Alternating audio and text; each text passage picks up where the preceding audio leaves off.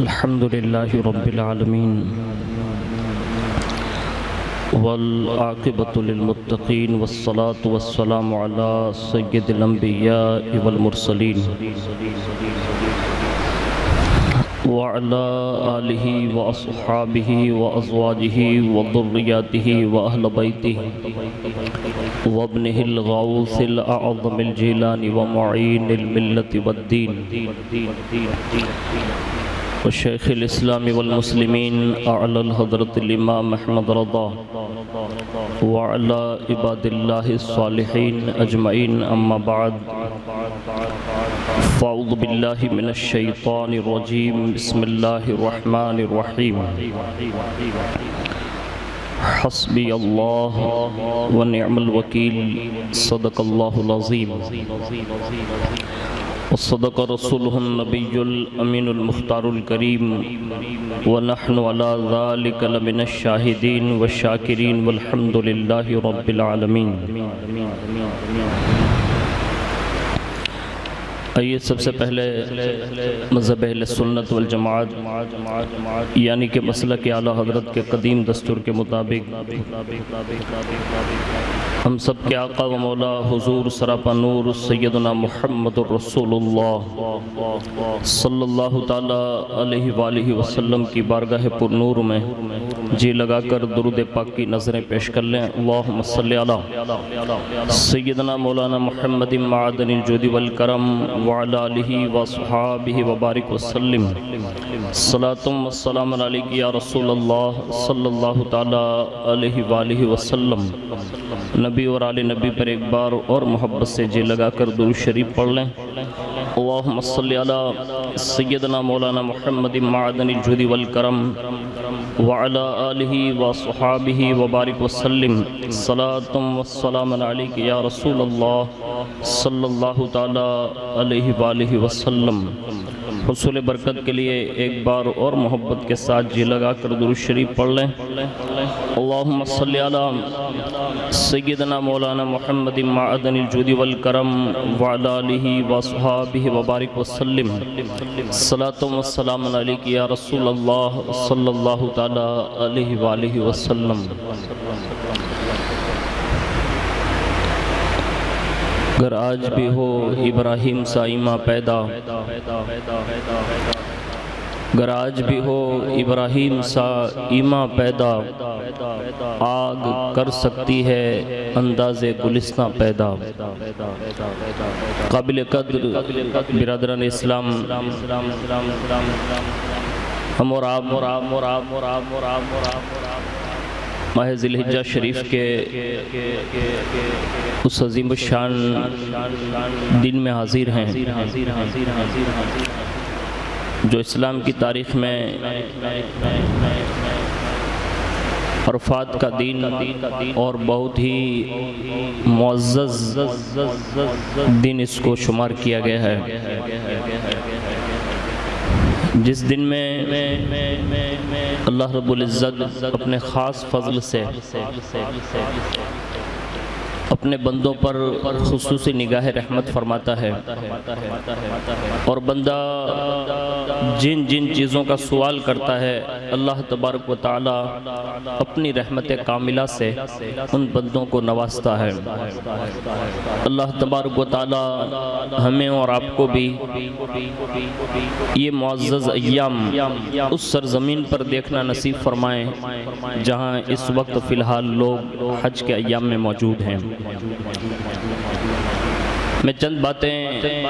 حضرت سیدنا ابراہیم علیہ السلام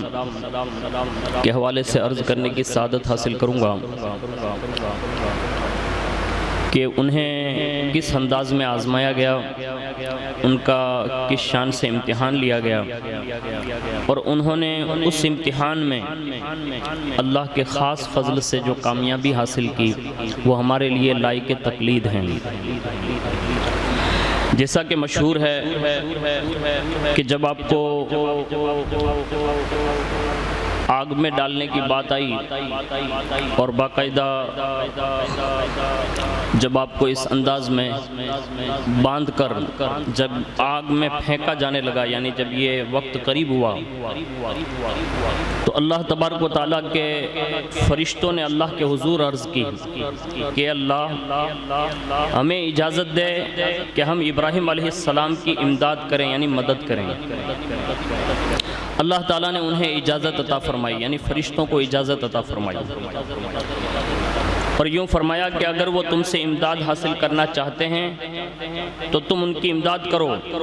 اور اگر وہ میرے بغیر کسی اور سے امداد حاصل نہیں کرتے تو میں انہیں زیادہ جانتا ہوں اور میں ہی ان کا ولی ہوں، ان کا معاملہ مجھ پر ہی چھوڑ دو کیونکہ بے شک وہ میرے خلیل ہیں۔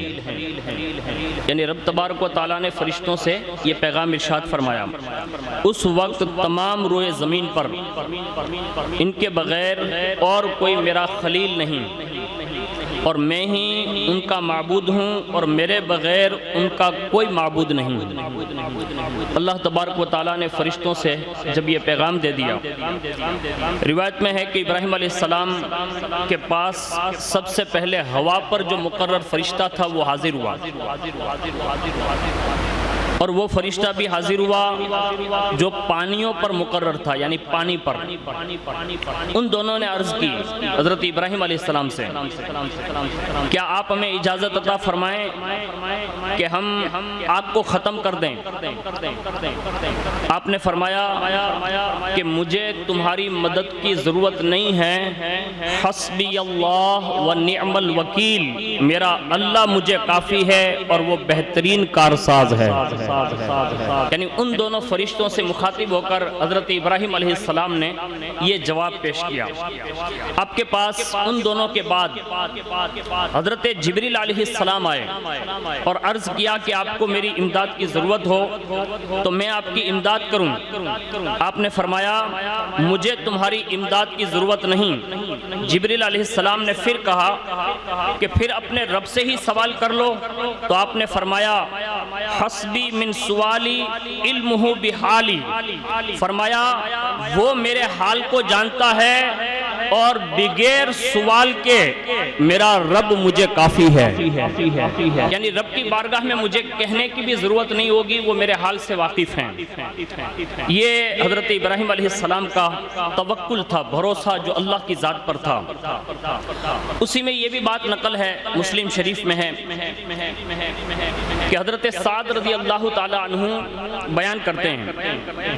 کہ بے شک رسول اللہ صلی اللہ علیہ وسلم نے چھپکلی کو قتل کرنے کا حکم دیا اور اس کو بری چیز کے نام سے تعبیر فرمایا، اور ایک روایت میں ہے کہ چھپکلی کو پہلی ہی ضرب سے قتل کرنے سے زیادہ ثواب ملتا ہے، اور دوسری ضرب میں قتل کرنے سے اس سے کم، اور تیسری ضرب میں قتل کرنے سے اس سے بھی کم۔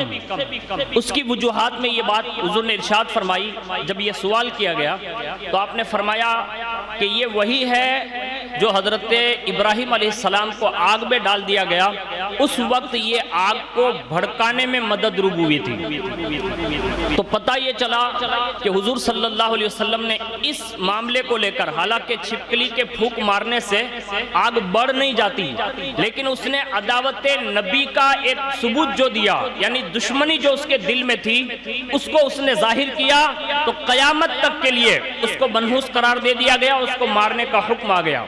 اب یہاں سے ہمیں اور آپ کو یہ چاہیے کہ حقیقی معنوں میں وہ اولو العزم لوگ جن کی عداوت میں اگر کوئی آئے گا تو پھر وہ یوں قتل کیا جائے گا، اور اگر کوئی محبت کا ثبوت دے تو اسی جانوروں میں ایک جانور ہے جس کو ہم مینڈک کہتے ہیں، ڈیٹ کا جو بارش کے موسم وغیرہ میں نظر آتا ہے، یہ بھی اس وقت وہاں حاضر ہوا اور اس نے اپنی محبت کا ثبوت یوں پیش کیا کہ اپنے منہ میں پانی لے کر اسے بجھانے کی کوشش کی، حالانکہ آتش کدہ دیواروں سے مطلب چاروں طرف سے محیط تھا اور ساتھ میں اتنی آگ بھڑک رہی تھی کہ کوئی پاس میں بھی نہیں جا سکتا تھا، لیکن اس نے بڑھ کر اپنی محبت کا ثبوت دیا۔ پتہ یہ چلا ان جانوروں میں بھی اگر عداوت یا محبت کی کیٹیگری پائی جاتی ہے تو پھر اسے قتل کرنے کا یا تو پھر بچانے کا حکم دیا جاتا ہے۔ جب جانوروں میں بھی یہ تفریق ہو سکتی ہے تو انسانوں کے معاملات کتنے کٹھین ہو سکتے ہیں۔ اس لیے ہمیں اور آپ کو ہی چاہیے کہ انبیاء کی جماعت، صحابہ، اہل بیت اطہار اور بزرگان دین، ان کے معاملات کے حوالے سے ہمیں اور آپ کو لب کشائی کرنے یا ہمارے خیالات جو ہوتے ہیں اس معاملے میں ہمیں اور آپ کو بخوبی اندازہ ہوتا ہے کہ ہمیں اور آپ کو کس طرف جانا چاہیے۔ تو یہ بات نقل کی گئی۔ اس کے سوا اللہ تبارک و تعالیٰ نے آپ کو جو اس آگ میں امتحان کے طور پر رکھا، تو راویوں نے اس کو لکھا ہے کہ جیسے ہی حضرت ابراہیم علیہ السلام آگ میں پہنچے تو آگ میں پہنچتے ہی اللہ رب العزت کا حکم آیا، یا نارو کونی بردم و سلامن علی ابراہیم، فرمایا اے آگ ابراہیم پر ٹھنڈی اور سلامتی والی ہو جا۔ اللہ تبارک و تعالیٰ نے اس آگ کو جو ہے گلزار کی شکل دے دی، بغیچے کی شکل دے دی، اور اس میں حضرت ابراہیم علیہ السلام کو رکھا۔ روایتوں میں ہے کہ حضرت ابراہیم علیہ السلام آگ میں 40 یا 50 دن تقریباً رہے، اور ابراہیم علیہ السلام خود فرماتے ہیں کہ آگ میں رہنے کے دنوں میں جتنا خوش رہا اور میں نے عیش و عشرت کی، ایسی زندگی پھر کبھی نہ گزاری جو مجھے آگ میں گزارنے کے لیے ملی۔ تو یہ اللہ کے امتحانات میں بھی اتنے خوش تھے۔ آج ہماری اور آپ کی بڑی کمزوری ہے، ہمارا توکل جو ہے کمزور ہو گیا، ہمارا بھروسہ اور یقین جو اللہ کی ذات پر ہے اس میں تھوڑا تزلزل آ گیا۔ میں نہیں کہتا بھروسہ نہیں ہے، آخر میں بندے کا رجحان اسی رب کی طرف رجوع کرنا ہے، لیکن توکل میں تھوڑی جنبش آ گئی نا تو حالات بدل گئے۔ اور یہ وہ لوگ ہیں جن کے توکل میں وہ خود یوں کہتے تھے کہ میری زندگی میں وہ 40 یا 50 دن جو میں نے آگ میں گزارے، ایسے دن پھر مجھے کبھی گزارنا نصیب نہیں ہوئے، یعنی اتنے اطمینان اور سکون کے ساتھ وہاں رہے۔ اس کے سوا یہ صرف ڈھکا چھپا واقعہ بھی نہ رہا، یعنی 40 یا 50 دن جو آپ رہے تو ایسا نہیں کہ ابراہیم علیہ السلام خود ہی کو دیکھتے تھے اور وہ معاملہ مطلب لپٹ لیا گیا، نہیں، بلکہ اللہ کی قدرت نے وہ سارا معاملہ نمرود کو بھی دکھایا۔ کہا جس کو تو نے نیست و نابود کرنے کے لیے آگ میں ڈالا ہے نا، اوپر چڑھ کر دیکھ، میرا خلیل آگ میں رہتے ہوئے بھی سکون سے رہ رہا ہے، اور باقاعدہ اسے دکھایا گیا۔ تو آج ہمارے یہاں بھی ایک شعر ہے، پوری دنیا یہ شور مچائے ہوئے ہیں، کیسز بڑھ ضرور رہے ہیں، میں اس کا انکار نہیں کر رہا ہوں، لیکن اب اس میں کیا کیا سازشیں اللہ بہتر جانے۔ لیکن الحمدللہ جیسا خوف لوگوں پر طاری کیا گیا ہے ایسا مومن پر طاری نہیں ہے۔ کیوں؟ اس لیے کہ ہمارے یہاں جو تصور الہ ہے، یعنی الوہیت کا جو تصور ہے، اللہ کی ذات پر بھروسہ اور توکل کا جو تصور ہے، وہ رب یہ بتانا چاہتا ہے ان واقعات کو دوہروا کر کہ جب آگ کی فطرت ہے جلا دینا، وہاں بھی ابراہیم علیہ السلام کو ایسی عیش و عشرت والی زندگی دے سکتا ہے، تو کیا ایسی بیماریوں میں وہ اپنے بندوں کو بچا نہیں سکتا؟ بچا سکتا ہے، لیکن بندے کا توکل ہونا چاہیے۔ اسی توکل پر دوسرا اسٹیپ سنیں، اللہ نے ایک مدتوں کے بعد ایک بیٹا دیا، جس بیٹے کا نام اسماعیل رکھا گیا۔ دوسرے صاحبزادے جو ہیں ان کا نام اسحاق علیہ السلام رکھا گیا، اور اس کے ساتھ میں اپنے ہجرت بھی فرمائی۔ لیکن اسماعیل علیہ السلام جب تولد ہوئے اور چند روز کے ہو گئے تو اللہ تبارک و تعالیٰ نے ایک امتحان اور لیا، اور وہ امتحان یہ تھا کہ آپ اپنی زوجہ حضرت حاجرہ اور حضرت اسماعیل کو دور دراز حرم کی سرزمین پر چھوڑاؤ، یعنی آج جہاں کعبہ شریف ہے، جہاں صفا اور مروہ ہے، اس وادی میں آپ کو چھوڑنے کا حکم دیا گیا۔ اس وقت وہاں کوئی شہر آباد نہیں تھا، نہ کوئی آبادی تھی، بلکہ بیابان، جنگل اور پہاڑی علاقہ تھا۔ آپ کو وہاں چھوڑنے کا حکم دینے میں ایک تو امتحان بھی لینا مقصد تھا، اور دوسرا مقصد یہ تھا کہ سالوں سے جو کعبہ شریف اپنی بنیادوں پر بظاہر عند اللہ عند الرسول موجود ضرور تھا، لیکن وہ نظام جو چلانا تھا، تو دراصل کعبے کی تعمیر بھی مقصد تھی اور ایک امتحان بھی مقصد تھا، اور اس شہر کو پھر سے آباد کرنا مقصد تھا، اس جگہ کو۔ تو اللہ تبارک و تعالیٰ نے آپ کو یہ حکم دیا کہ آپ یہ کام کریں۔ اس کے بعد ایک روایت میں لکھا ہے کہ جب حضرت ابراہیم علیہ السلام انہیں وہاں چھوڑنے کے لیے تشریف لے گئے تو وہاں ایک گھاٹی پہ پہنچے جہاں آپ کی زوجہ اور آپ کے بیٹے کو انہوں نے وہاں چھوڑا، اور اس کے بعد بیت اللہ شریف کی طرف مطلب توجہ کی، جہاں مطلب بظاہر اللہ اور اس کے رسول کے نزدیک جو تھا، اور اس کی طرف توجہ کی، اور اس ٹیلے کی مانند ٹیلے پر جو نظر تو نہیں آ رہی تھی لیکن حقیقت میں ان کو جو اللہ نے علم دیا تھا اس لحاظ سے، پھر اس کے بعد ایک دعا فرمائی آپ نے وہاں پہنچ کر، ربنا انی اسکنت من ذریتی بوادی غیری ذی زرع عند بیتک المحرم ربنا لیقیموا الصلاة فاجعل افدة من الناس تہوی الیہم وارزقہم من الثمرات لعلہم یشکرون، یعنی اے ہمارے رب میں نے بسا دیا ہے اپنی کچھ اولاد کو اس وادی میں، یعنی جب ان کو چھوڑا تو کہا اس وادی میں بسا دیا ہے جس میں کھیتی باڑی نہیں ہے، تیرے حرمت والے گھر کے پڑوس میں، اے ہمارے رب یہ اس کے لیے تاکہ وہ نماز قائم کریں، چھوڑنے کی وجہ بیان کر رہے ہیں، کہا اس لیے کہ وہ نماز قائم کریں، بس کر دے لوگوں کے دلوں کو کہ وہ شوق اور محبت سے ان کی طرف مائل ہوں اور انہیں رزق دے پھلوں کا تاکہ وہ تیرا شکر ادا کریں۔ ابراہیم علیہ السلام کی اس وادی میں یہ دعا اللہ نے اتنی مقبول فرمائی، اتنی مقبول فرمائی کہ کسی غریب سے غریب تر اور فقیر سے فقیر تر، مسکین سے مسکین تر بندے کو بھی آپ پوچھو نا کہ کیا حج کا ارادہ ہے تو بظاہر تو اسباب تو نہیں ہوتے لیکن وہ دل ہی دل میں یہ جواب ضرور دیتا ہے کہ کاش اللہ ایسا سبب بنا دے تو میں بھی کعبے کا نظارہ کروں۔ یہ ابراہیم علیہ السلام کی دعا ہے کہ لوگوں کے دلوں کو اس طرف پھیرا گیا، اور اس کے بعد جب آپ تشریف لے جانے لگے، جب ان کو چھوڑا تو حضرت حاجرہ نے عرض کیا، کہا کہ آپ ہمیں کس کے سہارے چھوڑ کر جا رہے ہیں؟ تو کوئی جواب نہیں دیا، بار بار جب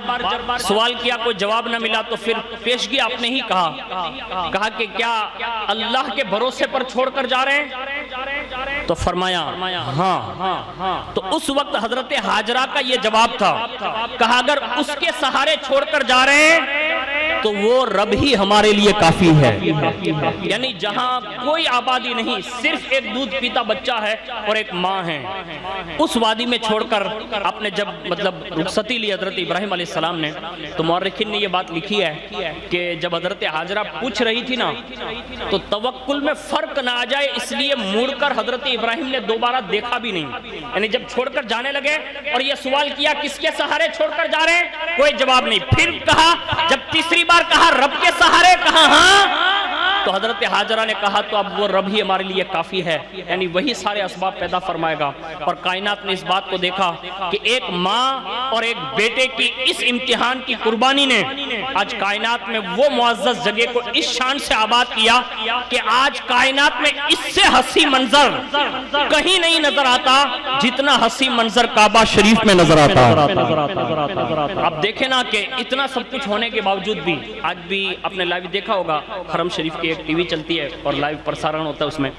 اب دیکھیں تو صحیح کہ لوگ کتنی مطلب شوق اور ذوق کے ساتھ ایسے حالات میں بھی اس دربار میں حاضر ہیں۔ اب دعا کریں، آج کا دن جو ہے نا وہ مقبول دن ہے،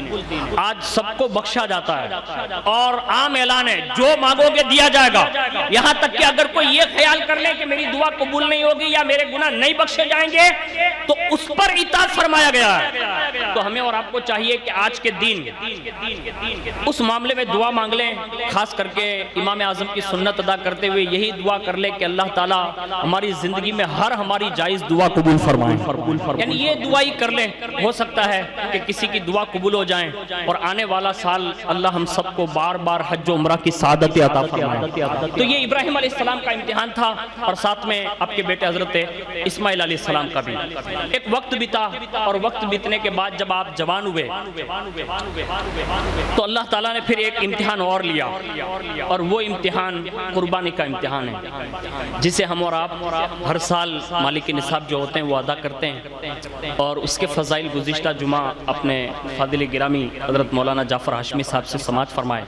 کوشش کریں، اللہ نے اگر وقت دی ہے، وسعت دی ہے، آپ ضرور دلی خوشی کے ساتھ قربانی دیں، اور جانور جو ذبح کرتے ہیں اس کے فضائل فضائل و کمالات آپ نے سنے ہیں، لیکن یہ بہت بڑی یادگار ہے، اور اس یادگار کو جو آج دشمنی طاقتیں جس طرح لوگ بدنام کرانا چاہتے ہیں، اس کی وجوہات میں نے پچھلے سال بیان کی تھی۔ اس میں سے ایک وجہ یہ بھی ہوتی ہے کہ آج ہمارے اندر تھوڑا سا بخل آ گیا، زیادہ نہیں کہہ رہا ہوں، تھوڑا سا بخل آ گیا، اور اس بخل کی وجہ سے لوگ یہ سوچتے ہیں کہ یار مولانا 10,000 کا جانور یہ دور میں کہاں سے لائیں گے؟ بڑھنو کھڑو یہ 10 جے ہاچوی رکھے نے پچھی یہ وہ پھٹکو پڑے نے عید بعد کہ 10 لاکھ بیچارہ نہ ویا جائے نے تو کوئی نے موہ دیکھاڑوا برابر ہی نو رہے، تو 10,000 بچاوانا خاطر 10 લાખ નું જે નુકસાન થાય છે ને એના માટે બચવા માટે આપણે પોતાની કોશિશ કરવી જોઈએ કે અલ્લાહની રાહમાં જે જાનવર ઝબા કરશો એનો ફાયદો તો છે દુનિયામાં છે આખિરતમાં છે, लेकिन मेरे शेख ने एक बात कही है कि इतना सब कुछ करने के बाद भी आदमी के ऊपर ये मसाइब टूटते क्यों हैं? तो उन्होंने एक जुमला कहा कि आज हमारे यहाँ क्या होता है, जैसे ही जानवर ले आए छोटा पड़ा वडले से घुमाते हुए ले आए, नदी में नहलाया धुलाया, फिर बाजार में निकाला, और इस अंदाज में दिखावा कर दिया कि फिर वो कुर्बानी जो हकीकी मानों में खुलूस वाली थी ना वो न रह पाई। यहाँ तक कि हम लोग चर्चा भी कर लेते, कभी कभी बैठे होते हैं, आपने पाडो लीधो मौलाना पण आखा ऊना में વધારે टक्कर मारे, अरे मारो बाप टक्कर मारवा हाटू लीधो ज ने यानी अब ये लोग कह रहे हैं बकरा, अरे राजस्थान थी आयो तो ने एने ज आपणे ली लीधो, आखी मार्केट में बधाई जोता था तो इसलिए लिया तूने कि लोग उसे देखें। अब ये बातें हम और आप किस अंदाज में कर रहे हैं, हमें पता भी नहीं है कि हमारा ये काम ज़ाया हो रहा है। आपने नहीं सुना हजरत इमाम हसन बसरी के ताल्लुक से कि किसी के यहाँ सफर पर जा रहे थे और नमाज के लिए रुक गए, अब जैसे ही उनके घर पे गए तो अब इसको तो खुशी मनानी चाहिए ना कि वक्त का इमाम मेरे घर आया है, लेकिन उस बेचारे ने अपने जो 2 हज थे ना वो पामाल कर दिए। जैसे हजरत इमाम हसन बसरी वजू कर लिए ना तो अपने बेटे से कहता है वो मुसल्ला लिया तो जो मैं 2 बार हज के लिए गया था और लेकर आया था, बस यानी दूसरी बार हज के लिए गया था और जो मुसल्ला लाया था ना वो इमाम साहब को दे। हालांकि इमाम साहब को दे रहा था मुसल्ला नमाज पढ़ने, लेकिन जैसे ही वो मुसल्ला लेकर आया और उसने बिछाया ना तो उसके पीठ पर हाथ रखकर फरमाया बंदे तूने अपनी दोनों हज ज़ाये फरमा दी। यानी तूने इमाम हसन बसरी को सिर्फ इसलिए सुनाया कि तू 2 हज कर चुका है। ऐसा न करें, खुलूस के साथ अल्लाह ने अगर वक़्त दी है, वसअत दी है, अच्छा जानवर खरीदें, आप ज़रूर करें। अगर इतनी ताकत नहीं है, बाई चांस 10,000 या 10,000 से ऊपर का जानवर मिलता है, बड़ी मार्केट है और मंडी में बड़े वसाइल नहीं है, लेकिन अगर वक़्त इतनी नहीं है, वसअत नहीं है, तो अल्हम्दुलिल्लाह अहले सुन्नत वल जमात के बेशुमार मिशन हैं, जिसमें अल्हम्दुलिल्लाह हर साल दारुल शम्स तबरेज़ की जानिब से सैयद मोहम्मद शफी बापू मेमोरियल ट्रस्ट जो है वो भी कुर्बानी का इंतज़ाम करता है। तो हमें और आपको चाहिए कि कम से कम अपना हिस्सा लिखवा लें, अपने घर वालों पर अगर वाजिब हैं तो उनका हिस्सा लिखवा लें, और अक्सर व बेशतर मसाइल जो है ना उसको अपने ख़ास उलमाए किराम जिस पर आपको एतमाद हो उनसे ज़रूर मालूम करें, और कुर्बानी के हवाले से अल्लाह उसके रसूल की खुशी का इजहार करें कि बस अल्लाह ने मुझसे ये काम ले लिया, इसलिए कि वो राज़ी है ना तो अपना दुनिया भी अच्छी है और इंशाअल्लाह आखिरत भी अच्छी है। पर इस मामले में हज़रत इस्माइल अलैहिस्सलाम ने जो वजाहत की है, जब आपको ख्वाब आया हज़रत इब्राहीम अलैहिस्सलाम को कि आपकी पसंदीदा जो चीज़ है उसको कुर्बान करें, अब ये वाक़या दोहराना मतलब नहीं है, लेकिन हज़रत इस्माइल अलैहिस्सलाम ने जो जवाब दिया ना वो लायक तकलीद है, और आपने कई 100 ऊँट ज़बा किए, लेकिन फिर भी जब आपको ये एहसास हो गया कि अल्लाह रब्बुल इज़्ज़त जो है मुझसे यही चाहता है कि मेरी पसंदीदा चीज़ में तो अब इस्माइल ही है, तो आप तैयार हो गए, यानी बेटे को ज़बा करने के लिए तैयार हो गए। एक दरिंदे ने अभी इंटरव्यू देते हुए कहा था मुसलमान अगर बकराई ज़बा करना चाहते हैं या जानवर ज़बा करना चाहते हैं तो वो अपने बेटे को ज़बा करें। हमने कहा नादान, तुझे इस्लाम की तारीख मालूम नहीं है, हम उस पैगंबर के मानने वाले लोग हैं जिन्होंने अल्लाह के हुक्म पर अपने बेटे को ज़बा करना बर्दाश्त कर लिया था। और ये तो इब्राहिम अलैहिस्सलाम आमन्ना सद्दकना, उनकी नबूवत और रिसालत पर करोड़ों दुरूद व सलाम, जब इस्लाम पर वक्त आया है तो हम ही वो मुसलमान हैं जिसका एक आका मदीने से चलकर मक्का और मक्के से चलकर करबला पहुंचता है, और अपना करियल जवान भी और अपना दूध पीता बच्चा भी अली असगर की सूरत में इस्लाम के नाम पर कुर्बान करके आने वाले तमाम दुश्मनों को जवाब देता है कि जब इस्लाम पर वक्त पड़ता है तो हुसैन इब्न अली फातिमा का लाल अली अकबर भी दे सकता है और अली असगर को भी कुर्बान कर सकता है। हम उस इमाम के मानने वाले लोग ہیں تم یہ کہہ رہے ہو کہ ہم جانوروں کو ذبح کرنے کے بجائے اپنے بیٹوں کو، الحمدللہ ہمارے جگر آج بھی یہ کام کر سکتے ہیں کہ جب ضرورت پڑے گی تو ہم اپنے بیٹوں کو بھی قربان کر سکتے ہیں۔ ہم اس تاریخ کے ماننے والے لوگ ہیں، لیکن جن درندوں کو معلوم ہی نہیں ہے اسلام کیا ہے، مسلمان کیا ہے، ایمانی غیرت کیا ہے، اسے کیا پتا۔ ابراہیم علیہ السلام کے بیٹے نے بھی جواب دیا تھا جب باپ لے کر چلے اور بتایا نا کہ بیٹا میرا خواب دیکھا ہے۔ کہا کیا دیکھا ہے؟ کہا میں تجھے ذبح کر رہا ہوں۔ اللہ اکبر، بیٹا بھی تو ایسا ہو۔ فوراً فرمایا کہ حضور اللہ نے جو آپ کو حکم دیا ہے آپ اس پر عامل ہو جائیے، عمل کریے، آپ مجھے صابروں میں سے پائیں گے۔ یعنی ماں باپ کے لیے اتنا بڑا تحفہ، اپنی جان پیش کر دی۔ آج میرے نوجوان لوگ بیٹھے ہیں، ہاتھ جوڑ کر عرض کرتا ہوں، یہ اسماعیل علیہ السلام ہے، ہر سال سنتے ہیں، اللہ کے لیے کوشش کرنا، بیٹا بنانا تو اسماعیل علیہ السلام جیسا بننا، کہ باپ یہ کہے کہ میں تجھے قربان کر رہا ہوں، قتل کر رہا ہوں، مطلب شہید کر رہا ہوں، تو کہ آپ مجھے صابر میں سے پائیں گے۔ آج ہمارے ماں باپ جو ہے خون کے آنسو رو رہے ہیں۔ جوانوں کوشش کرنا، ماں باپ کے لیے اسماعیلی کردار ادا کریں۔ اگر آپ نے یہ کیا نا تو پھر اللہ جو ہے نا بہترین اسباب پیدا کرتا ہے، آپ کو بھی خوشیاں دے گا اور انشاءاللہ آپ کے ماں باپ کو بھی خوشیاں عطا فرمائے گا۔ اللہ تعالیٰ سے دعا کریں اللہ رب العزت آج کی اس نشست کو اپنی بارگاہ میں قبول فرمائیں۔